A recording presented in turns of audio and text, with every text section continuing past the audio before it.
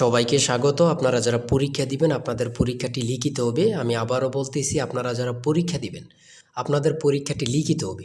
আপনাদের পরীক্ষার জন্য স্পেশাল একটি প্রশ্ন প্যাটার্ন নিয়ে এসেছি। ইনশাল্লাহ এই প্যাটার্ন থেকে 25 থেকে 30 নাম্বার অনায়াসে কমন পাবেন। শুধু ধৈর্য সহকারে সম্পূর্ণ ভিডিওটা দেখেন, আমি দেখিয়ে দিব কোন কোন বিষয়ে কোন কোন টপিক থেকে প্রশ্ন উত্তর আসবে, 100% হুবহুব কিভাবে কমন পাবেন, এই সকল তথ্য নিয়ে আজকে আলোচনা করব। আর বিশেষ করে বলে রাখি, আপনারা যারা পরীক্ষা দিবেন পরীক্ষার প্রশ্ন প্যাটার্ন যেমন থাকবে সেম প্যাটার্নে একদম শর্ট করে স্পেশাল শর্ট চূড়ান্ত সাজেশন তৈরি করা হয়েছে। সাজেশনটি নিতে স্ক্রিনে দেওয়া হোয়াটসঅ্যাপ নাম্বার রয়েছে, ইমো নাম্বার রয়েছে, দুটোর মধ্যে যে কোনো একটি মেসেজ করে সাজেশনটি সংগ্রহ করুন। সাজেশনের মূল্য মাত্র 100 টাকা। আমি বলি অবশ্যই যারা যারা পরীক্ষা দিবেন প্রত্যেকে সাজেশনটি সংগ্রহ করবেন। যারা চাকরির কারণে, কাজের কারণে অথবা পড়ালেখা একটু দুর্বল, প্রত্যেকে সাজেশনটি সংগ্রহ করবেন। ইনশাল্লাহ আপনারা পরীক্ষায় পাশ করবেন। আমি আবারও বলি, একদম শর্ট স্পেশাল চূড়ান্ত সাজেশন পাবেন। আমাদের সাজেশনটি পড়লেই যথেষ্ট। সাজেশনের বাইরে আপনাকে আর কিছুই পড়তে হবে না। আমি মূল কথায় চলে আসছি। প্রথমে থাকবে কি, এখানে প্রথমে থাকবে সাধারণ জ্ঞান। যেমন এখানে রয়েছে বিদ্রোহী কবিতার রুচিও থাকে, কাজী নজরুল ইসলাম। কতটা গুরুত্বপূর্ণ শুধু আপনারাই বুঝতেছেন। রবীন্দ্রনাথ ঠাকুর কত সালে নোবেল পুরস্কার পান, এটা কত গুরুত্বপূর্ণ আল্লাহ ছাড়া কেউ জানে না। 1913 সালে কত পরীক্ষা আসছে সেটা আল্লাহ ছাড়া কেউ জানে না। 3 নম্বরে রয়েছে বাংলা সাহিত্য। সাহিত্য সম্রাট বলা হয় কাকে? বাংলা সাহিত্যে সাহিত্য সম্রাট কাকে বলা হয়? বঙ্কিমচন্দ্র চট্টোপাধ্যায়কে। তারপরে রয়েছে 4 নম্বরে বাংলা ভাষায় প্রচলিত 2টি চীনা শব্দ লিখুন। চীনা শব্দ লিখেন, অর্থাৎ আমরা যে ভাষাগুলো প্রতিনিয়ত বলতেছি এই 2টা ভাষা, যেমন চা, চিনি, যেমন এগুলো আমরা মনে করতেছি অনেকে যে এগুলো বাংলা না, এগুলো বাংলা শব্দ না, এগুলো হচ্ছে চীনা শব্দ। ঠিক আছে। বাংলা ভাষায় শব্দসমূহ অর্থ অনুসারে কত প্রকার? 3 প্রকার। বাংলা ভাষার শব্দসমূহ অর্থ অনুসারে কত প্রকার? 3 প্রকার। সন্ধি বিচ্ছেদ থেকে থাকবে। দেখেন, সন্ধি বিচ্ছেদ থেকে আমি যে প্রশ্ন উত্তরগুলো নিয়ে এসেছি এগুলো খুবই গুরুত্বপূর্ণ, আপনাদের পরীক্ষা আসবে।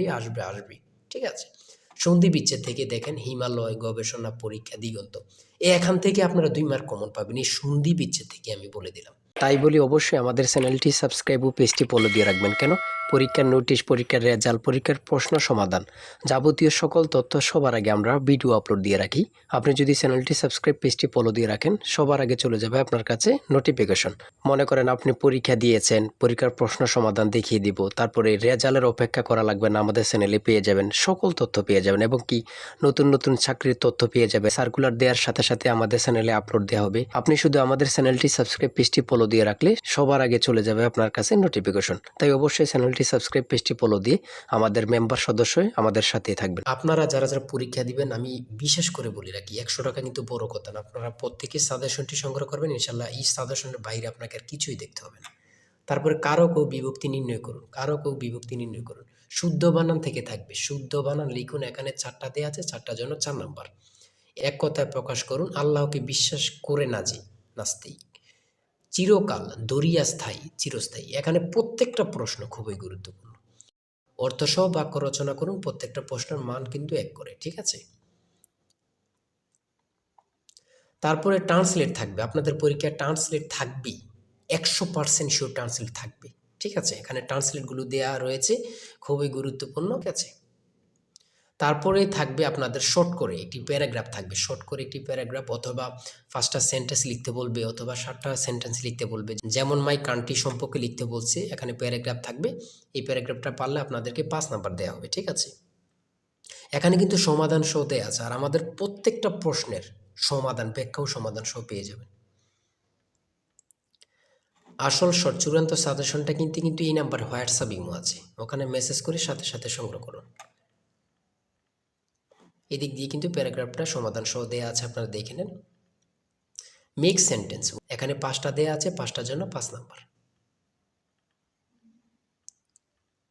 প্রিপোজিশন থেকে থাকবে। আমি বারবার বলে রাখি, ইংরেজি পার্ট থেকে প্রিপোজিশন থেকে আপনার থাকবে।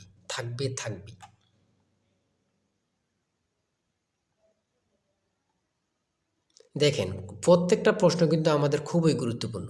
সিলিন্ডারের বিডিসি এবং টিডিসি বলতে কি বোঝায়? এই যে আমরা সিলিন্ডার ব্যবহার করি, এগুলো সম্পর্কে আসছে। ইঞ্জিন ঠান্ডা করার প্রক্রিয়া কত প্রকার ও কী কী? ইঞ্জিন ঠান্ডা করার প্রক্রিয়া কত প্রকার, কী কী? 2 প্রকার, একটা হচ্ছে বায়ু প্রবাহ আর একটা হচ্ছে তরল প্রবাহ। হ্যাঁ। তারপরে গণিত থেকে রয়েছে 35 লিটার অকটেন ও পেট্রোল মিশ্রণে পেট্রোল ও অকটেনের অনুপাত 4:3।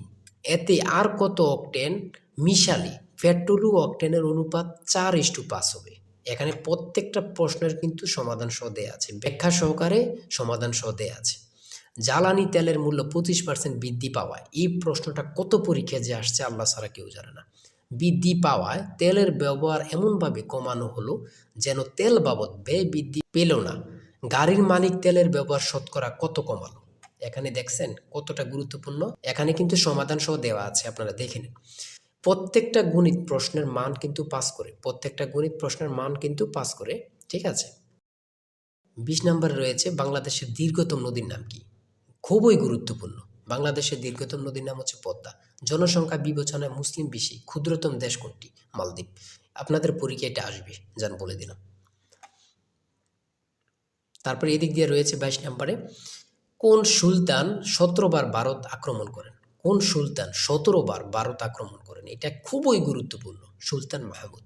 60 গম্বুজ মসজিদ কোন জেলা অবস্থিত? বাগেরহাট। 60 গম্বুজ মসজিদ কোন জেলা অবস্থিত? বাগেরহাট। এই প্রশ্নটা কিন্তু চাকরির পরীক্ষা এখন অ্যাভেলেবেল আসতেছে, ঠিক আছে। বাংলাদেশ বিমানের স্লোগান কি? বাংলাদেশ বিমানের স্লোগান কি? আকাশে শান্তির নীড়, আকাশে শান্তির নীড়। গণচীনের প্রতিষ্ঠাতা কি? গণচীনের প্রতিষ্ঠাতা হচ্ছে মাও সেতুং, মাও সেতুং। আধুনিক মালয়েশিয়ার প্রতিষ্ঠাতা, আধুনিক মালয়েশিয়ার প্রতিষ্ঠাতা কি? Mahathir Mohamad, Mahathir Mohamad. BRTA, BRTA এর পূর্ণরূপ কি? Bangladesh road transport authority, Bangladesh road transport authority. পূর্ণরূপ থেকে আপনাদের প্রশ্ন উত্তর থাকবে, এটা ধরে নেন, ঠিক আছে, আমি বলে রাখি। তারপরে 29 নম্বরে রয়েছে বাংলাদেশের চিংড়ি সম্পদকে কি বলা হয়? হোয়াইট গোল্ড, যেটা সাদা সোনা। বাংলাদেশের চিংড়ি সম্পদকে কি বলা হয়? হোয়াইট গোল্ড, সাদা সোনা। এই প্রশ্নটি আপনাদের পরীক্ষা আসবে, যান বলে দিলাম। তারপরে 30 নম্বরে রয়েছে নীল নদের দেশ কোনটি? নীল নদের দেশ কোনটি? মিশর। নীল নদের দেশ কোনটি? মিশর। দুটি ইলেকট্রিক গাড়ির নাম বলো, দুটি ইলেকট্রিক গাড়ির নাম বলো। বাংলাদেশের রেলওয়ে কয়টি অঞ্চলে বিভক্ত? বাংলাদেশের রেলওয়ে কয়টি অঞ্চলে বিভক্ত? দুটি। তারপরে রয়েছে পরিবিবির মাজার কোথায় অবস্থিত? পরিবিবির মাজার কোথায় অবস্থিত? লালবাগ কেল্লা, ঢাকা। পরিবিবির মাজার কোথায় অবস্থিত? লালবাগ কেল্লা, ঢাকা। চলন বিল কোন জেলা অবস্থিত? চলন বিল কোন কোন জেলা অবস্থিত? নাটোর, সিরাজগঞ্জ, পাবনা। চলন বিল কোন কোন জেলা অবস্থিত? নাটোর, সিরাজগঞ্জ, পাবনা। আমি বলি প্রশ্নটি আপনাদের পরীক্ষা আসবে। বাংলাদেশের রেলওয়ে কয়টি অঞ্চলে বিভক্ত? এটা কিন্তু গুরুত্বপূর্ণ। চলন বিল কোন কোন জেলা অবস্থিত? এটাও কিন্তু গুরুত্বপূর্ণ, ঠিক আছে। এই প্রশ্ন উত্তরগুলো কিন্তু খুবই গুরুত্বপূর্ণ। আর আজকের ভিডিও এই পর্যন্তই। আপনারা যারা এখনও সাজেশনটি সংগ্রহ করেননি, দ্রুত এই নাম্বারে হোয়াটসঅ্যাপ ইমো আছে, চূড়ান্ত সাজেশন কিনতে হোয়াটসঅ্যাপ অথবা ইমোতে মেসেজ করুন। এই নাম্বারে হোয়াটসঅ্যাপ অথবা ইমো আছে, আপনারা প্রত্যেকে আমাদের সাজেশনটি সংগ্রহ করে ফেলুন। দ্রুত মেসেজ করে সাজেশনটি সংগ্রহ করে ফেলুন। ইনশাল্লাহ সাজেশনের বাইরে আপনাকে আর কিছুই পড়তে হবে না। আজকের ভিডিও এই পর্যন্ত। সবাই ভালো থাকবেন, সুস্থ থাকবেন। আল্লাহ হাফেজ।